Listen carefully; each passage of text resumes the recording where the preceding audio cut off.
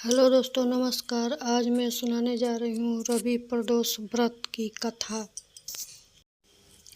रवि प्रदोष व्रत की कथा के अनुसार एक गांव में अति दीन ब्राह्मण निवास करता था।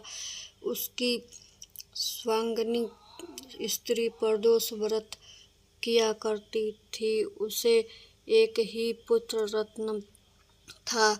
एक समय की बात है, वह पुत्र गंगा स्नान करने के लिए गया। दुर्भाग्यवश मार्ग के चारों ओर ने उसे घेर लिया और वे कहने लग गया कि हम तुम्हें मारेंगे नहीं, तुम अपने पिता के गुप्त धन के बारे में बतला दो।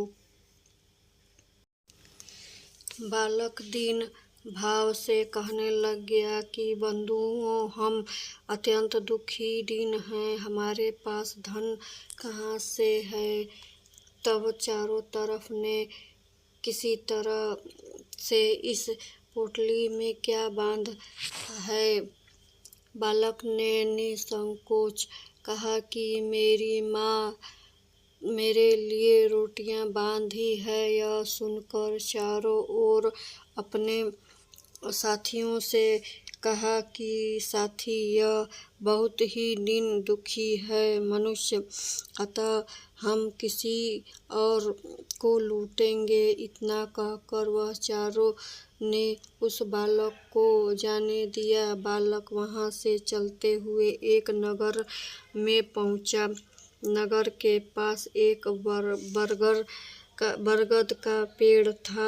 वह बालक उसी बरगद के पेड़ के नीचे छां में सो गया। उसी समय उस नगर के सिपाही चारों ओर खोजते हुए उस बरगद के वृक्ष के नीचे पहुंचे। बालक को चोर समझकर बंदी बनाया राजा के पास ले गए। राजा ने उसे कारावास में बंद कर देने का आदेश दिया। ब्राह्मणी का बालक जब घर नहीं लौटा तब उसने अपने पुत्र की बड़ी चिंता हुई। अगले दिन प्रदोष व्रत था। ब्राह्मणी ने प्रदोष व्रत किया और भगवान शंकर से मन ही मन अपने पुत्र की कुशलता की प्रार्थना करने लग गई। भगवान शंकर ने उस ब्राह्मणी की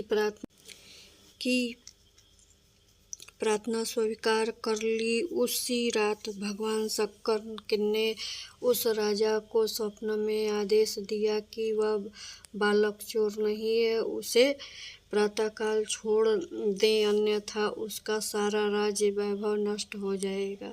प्रातःकाल राजा ने शिव जी के अनुसार उस बालक को कारागार से मुक्त कर दिया। बालक ने अपनी सारी कहानी राजा को सुनाई।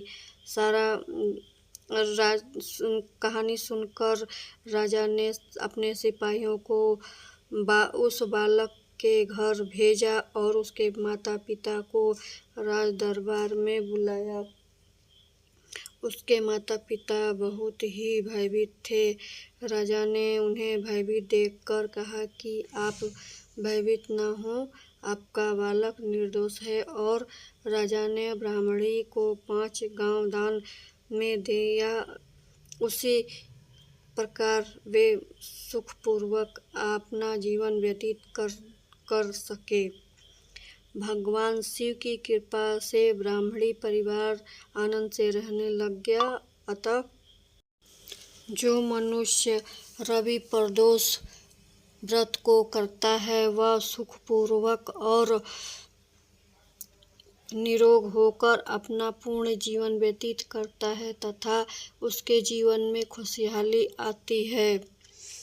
हेलो दोस्तों, वीडियो पसंद आए तो प्लीज़ लाइक शेयर ज़रूर करिएगा। प्रेम से बोलिए भोलेनाथ की जय।